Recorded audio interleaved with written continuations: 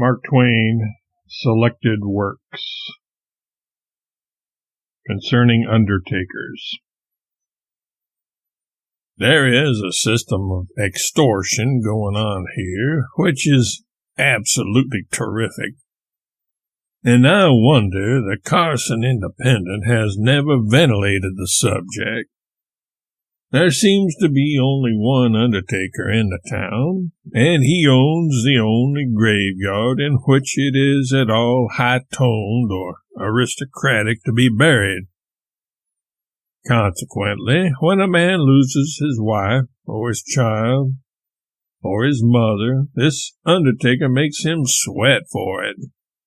I appeal to those whose firesides death has made desolate during the few fatal weeks just past, if I am not speaking the truth. Does not this undertaker take advantage of that unfortunate delicacy which prevents a man from disputing an unjust bill for services rendered in burying the dead, to extort tenfold more than his labors are worth? I have conversed with a good many citizens on this subject, and they all say the same thing, that they know it is wrong that a man should be unmercifully fleeced under such circumstances. But according to the solemn etiquette above referred to, he cannot help himself. All that sounds very absurd to me. I have a human distaste for death, as applied to myself, but I see nothing very solemn about it as applied to anybody. It is more to be dreaded than a birth or a marriage, perhaps, but it is really not as solemn a matter as either of these, when you come to take a rational, practical view of the case. Therefore, I would prefer to know that an undertaker's bill was a just one before I paid it, and I would rather see it go clear to the Supreme Court of the United States, if I could afford the luxury, than pay it if it were distinguished for its unjustness. A great many people in the world do not think as I do about these things, but I care nothing for that. The knowledge that I am right is sufficient for me.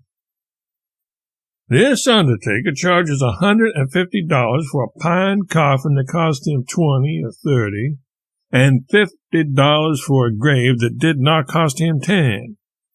And this at a time when his ghastly services are required at least 7 times a week. I gather these facts from some of the best citizens of Carson, and I can publish their names at any moment if you want them. What Carson needs is a few more undertakers. There is vacant land enough here for 1,000 cemeteries. The Carson Undertaker continued. Editor's Enterprise. The Independent takes hold of a wretched public evil and shakes it and bullyrags it in the following determined and spirited manner this morning. Our friend Mark Twain is such a joker that we cannot tell when he is really in earnest. He says in his last letter to the Enterprise that our undertaker charges exorbitantly for his services, as much as $150 for a pine coffin and $50 for a grave, and is astonished that the Independent has not ere this said something about this extortion. As yet we have had no occasion for a coffin or a bit of ground for grave purposes, and therefore know nothing about the price of such things. If any of our citizens think they have been imposed upon in this particular, it is their duty to ventilate the matter. We have heard no complaints.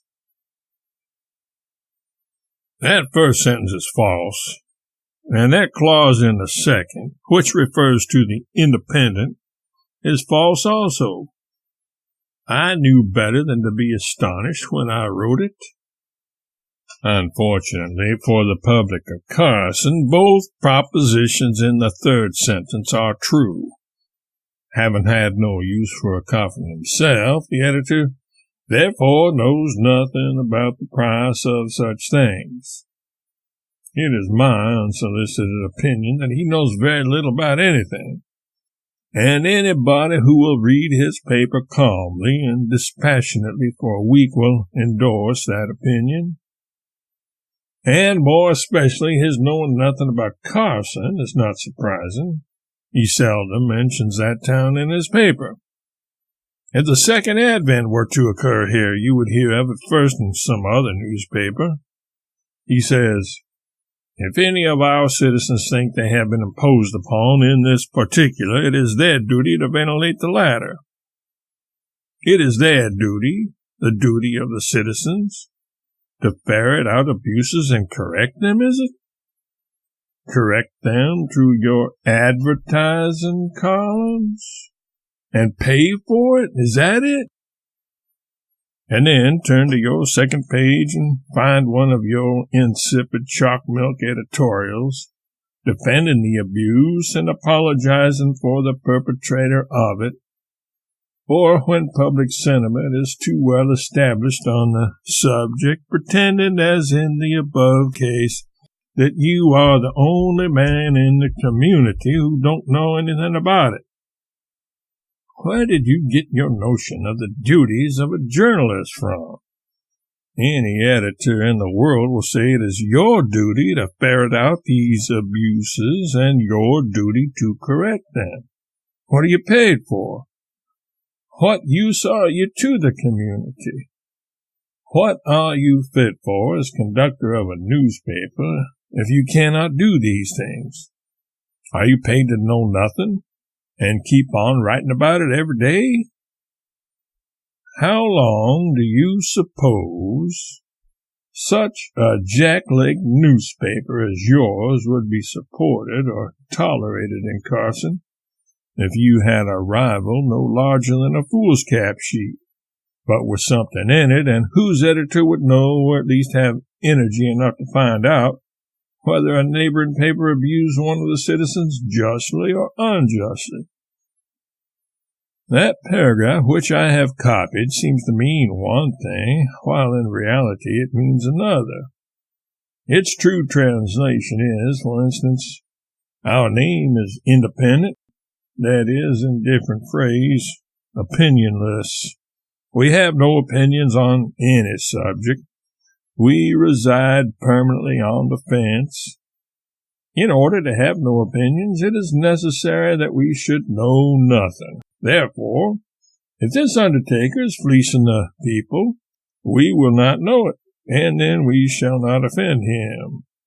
We have heard no complaints, and we shall make no inquiries, lest we do hear some.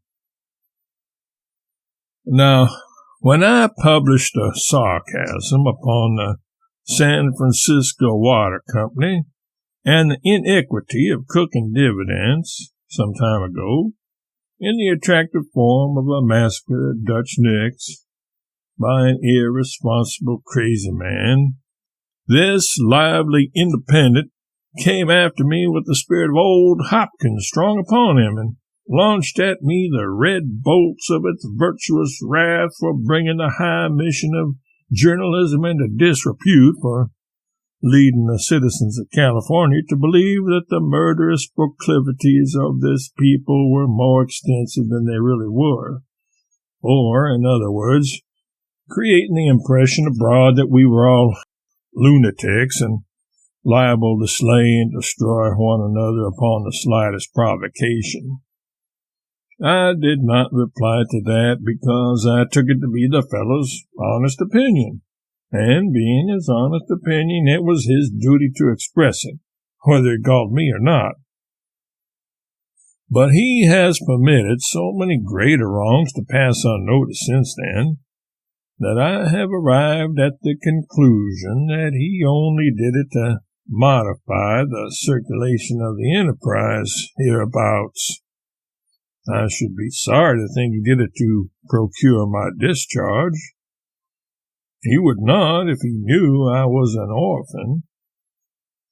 Yet the same eyes that saw a great public wrong in that article on the massacre willfully sees no wrong in this Undertaker's impoverishing charges for burying people, charges which are made simply because, from the nature of the service rendered, a man dare not demur to their payment, lest the fact be talked of around town and he be disgraced.